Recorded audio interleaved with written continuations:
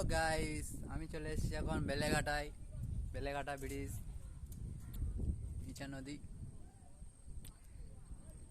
তোমাদের জন্য এসেছি আমি দেখানোর জন্য। দেখো কত সুন্দর জায়গা। সামনে একটা দেখতে পাচ্ছ নৌকা ডুবে গেছে। তোমারই চাই, ওই যে দেখা যাচ্ছে নৌকা ডুবে গেছে। তুমি এসে বলেছিলে কেন জীবন আজকে তোমারই আছি। নদীটা তোমাকে দেখায়, স্রোত কিন্তু বিশাল যাচ্ছে। আজকে তোমারই হতে পারলাম না।